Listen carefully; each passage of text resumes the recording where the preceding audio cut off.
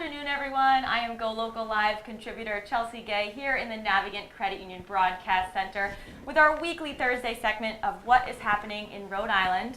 And my first guest is Kristen Adamomp from the Providence Warwick Convention and Visitors Bureau, which is sort of the hub of what is happening in Rhode Island. So not a very fitting guest for We like to think we're the hub. So. Yeah, I know. Well, you're always, I mean, you guys have all the events, all the know-how of everything that's happening in the city. So it's great to have you on the show and great to meet you. And Thank you. It's nice to meet you too. So you've had a couple of exciting things happen, yesterday being your 2018 annual meeting. Yes. So we want to talk a little bit about what the CVB is for those people who may not know. It's probably right in their backyard, and it's a great resource. But tell our viewers a little bit about the CVB and sort of what you provide to the state. Sure. Well, the CVB, you might know us under our name Go Providence. We operate a website called goprovidence.com, and we have 3 social media channels that are very active. But it's not a big deal if you don't know who we are, because the bulk of what we do is outside of Rhode Island, because we're trying to get people to come into Rhode Island. So what we do is we run the Rhode Island Sports Commission, so we work on sporting events from March Madness to massive hockey tournaments. Awesome. We promote meetings and conventions for Providence and Warwick, and we have a sales team that brings them in. And then we also do marketing for Providence as a leisure destination. Great. So yesterday, as we said, you had your annual meeting, and so sort of a year in review of the accomplishments and deliverables from the CVB. So tell me a little bit about what's going on in that regard. Sure. And some of the trends that you're seeing in tourism in the state. So one of the things that we do is we do a little recap at our annual meeting, and luckily we had a lot of good news to report. We had a really great year last year. Our fiscal year runs from July to June, so it was July of 17 to June of 18, and occupancy was the highest that anyone who works there can remember. We ended the year at 74.2% occupancy, which is amazing. And then the bulk of the work that we do to bring revenue into Rhode Island is with our meetings and conventions and sporting events. So the things that we booked that actually happened in that fiscal year had a direct spend impact of $73.6 million. Wow. So it was a great year for hotels, it was a great year for taxpayers, and it was a great year for us. So what do you think caused that spike in occupancy? What did you guys bring to Rhode Island that really helped push those numbers up? Well, we do, a lot of the events that we do are larger events that you might not even hear of because they are scientific societies and nursing societies. So it's things that are really important, but you might not hear a lot about. But then there's also massive sporting events. We have hockey tournaments that take every sheet of ice in the entire state and even go into Massachusetts. The convention center and the Dunk, we do cheerleading events. And then, we do some high-profile things. We just had Comic-Con in. Yes. So it all kind of mixes together, the stuff you hear about, the stuff maybe you don't hear about, but it's all filling our hotels and the convention center and our restaurants, and that's what we like. And so 78% occupancy, there's 8, I think, new hotels. It was 74 point... 74, sorry about that. That's okay, 74.2%, which is abnormally high. Yeah. And that's a great number for right, and you're right, we do have 8 hotel projects in development. So that means things are good and people want to get in on it. So we're really happy about that. It went up to 74%. Yeah. Are we thinking it's going to continue exponentially? Is that why these hotels are cropping up? Do you think the occupancy now will start to subside because of the... Well, anytime you have a larger market, you're going to see a little fluctuation in occupancy. So the other number that we will be tracking more closely now with the new one, because that first year you're going to keep getting hotels on the books, and then you're comparing them to next year, last year when they weren't open. So we'll start looking at demand. Is there still a demand for rooms in Providence? Gotcha. So far so good. And what's great about the new hotels, it's products that we don't have a lot of. Okay. So like extended stay, like the Residence Inn that's across the street from the convention center. We don't have a lot of that, or those cool little boutique hotels. So it gives us new tools in our toolbox as we're marketing the city. Excellent. So like you said, we're getting some new options. Do you think now, after these 8 hotels go up, we've kind of got everything we need, a kind of a hotel for every different demographic? Is there still going to be room now for anything else? Well, there are people much smarter than me that figure these things out, and those are people who are looking at, will it be profitable to open a hotel in Providence? And right now there's 8 people that think, yes, there is. Absolutely. So we leave that to them. And then, if they do build more hotels, it's our mission to market them. And luckily, this destination has so much to offer. Yeah. Leisure visitors, meeting conventions, sporting events. So we're in pretty good shape. So now, do the increase in hotels allow for you guys to go after additional conferences and business? Is that the plan, to continue to utilize the space? Well, you can use the space in a lot of ways. So we'll go after more leisure travelers because there's a lot of fun things to do in Providence. The colleges and universities are a draw for hotels. The convention center size is what it is. So, we can't go too much bigger with meetings and conventions unless we want to start using some off-site venues.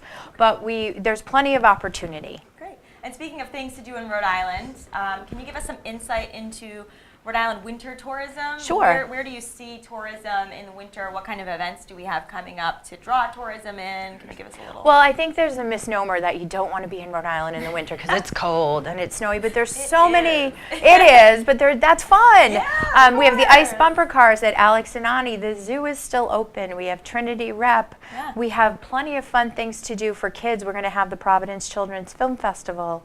We've got restaurant weeks in January. Yeah. So there's still a lot of activities to do. And this year, we're going to really focus on that family market for those people who maybe can't afford to fly to Disney in February or don't want to because of the lines and the crowds. Sure. We're going to go after those people that want to get away for a couple of days with their kids, and we're working on building packages for families and it's an affordable time in the city. And so, there is arguably a lot of construction going on in Providence, and maybe, the street conditions and graffiti conditions aren't completely up to par with, some travel destinations. Do you think there's room for improvement in the city? Or? It's cities are cities, and actually I don't think we're that bad. When you go to some of the, look at, sometimes Boston, or I remember I was in Minneapolis the summer before last, and they were like digging up the entire downtown. So those things happen, and that's the course of doing business. So I don't see it as too big a problem. Especially here downtown, we've got that wonderful downtown improvement district, the Yellow Jackets, that make sure it's beautiful and clean and safe. So when we go out to compete with other destinations, we actually have some really big advantages. Yeah, absolutely. I always see them out. The flowers they put and the effort that they put into the city is really spectacular. So that's awesome. And speaking of the event last night, the annual meeting, and all these great statistics, you guys also do an awards segment. Which is pretty fabulous, and we were just talking about it before the show. So tell us a little bit about the Rose Awards. Sure. And what that means. So Rose Award stands for Recognition of Service Excellence. And what I love about it, it's not about the people that you might read about in the newspaper or see on shows like this. It's about the people that day in and day out make our industry important and make it great. So it's our servers, our bartenders, our housekeepers, and the hotels, restaurants, attractions will write in and nominate people for those awards, and they actually come and receive their award. And it's actually really great to see a whole wide, diverse group of people that maybe don't get honored as much as they should. And so they get the recognition for the year of their great service. I bet that's a really great motivator. It's so fun to watch. After the ceremony, people bring their families or with their coworkers, and they take pictures with their awards, and I saw them all on Instagram last night. So it's just a really, really fun, special event. Yeah. Is there anywhere people can go to see the award winners? We are actually in the process of putting them up right now on our Facebook page. And Rhode Island Monthly is doing a nice spread for us in the January issue, so you'll be able to see a lot of it. And you guys chose the Roger Williams Park Zoo as your partner of the year. Yeah, it was important for us, I think, to recognize the zoo, not only for the stuff that everybody knows about, which is that it's a great place for kids and it's really fun to bring your family and it's a great attraction. They do a lot of education efforts. They do a lot of conservation.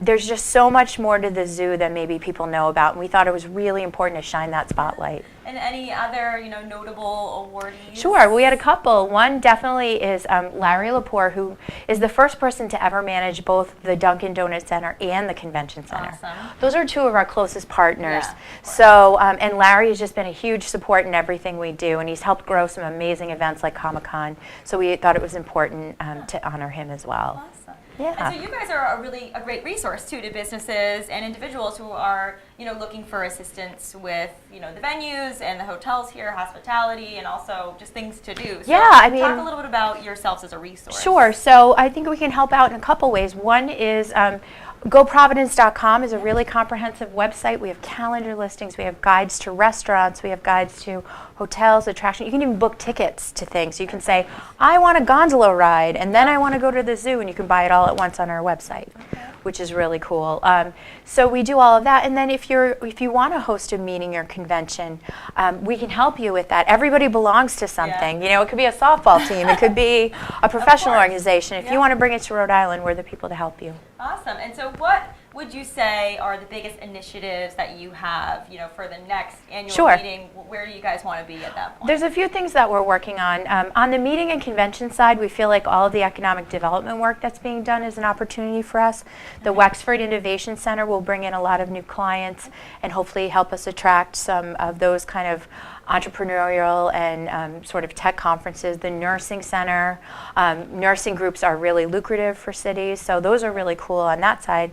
Then on the leisure side, we are hosting the American Home Brewers Association next year. Oh, wow. Okay. So those are people all about beer, so we're doing a lot of work about craft beer. I know that's a really rough job, well, I know, and I'm but sorry that huge it's in Rhode mine. Island right now. Exactly. There So are we're tons of different breweries popping up everywhere here. So you'll see more of us promoting that. Another thing that I'm really passionate about is wellness tourism. We're going to start doing some stuff with all the new outdoor stuff we have, whether it's Providence Kayak or some of the bike trails and all of that. So those are kind of bigger priorities for the coming year. Great. And so I have to ask, in the winter, what is your kind of favorite Rhode Island activity? What do you like to do? My favorite with Rhode your Island activity family over here?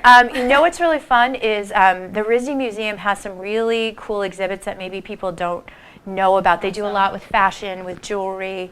I think they're doing one now on like the drag persona and like don't quote me on that, but I'm pretty sure. So I think that people forget it's in their own backyard, and I think people forget that it's more than. I mean, the Buddha's great. We all went there for a field trip. The beautiful big Buddha. But there's a lot of things to do. Yeah. But it's it's nice and warm, and there's lots to do there. Yeah, and I would be remiss if I didn't ask. What we always want to talk about what's happening. What is happening this weekend for people to do? It's the big Gondola National. Yes, the Gondolympics, which we're super excited about. Go Providence! Pretty cool. And it's also the Veterans Day Water Fire, which is really special and really honors people who've and that's served. Honoring veterans. And absolutely. Is there anything special happening at that event? I believe there is. I believe there's a procession of veterans all the way from World War II to recent activity. So it's a really great way to honor people. And water fire, I personally love the fall water fires. It's kind of more cozy, and so it's a really fun thing to do this weekend. Actually has a purpose. Now we're getting more. Yeah. Even though you're not really too close to it. Get on a gondola. There you go. There you go. Then you're closer to the fire. I think we know a guy. You can get on a gondola. We'll be talking to him next.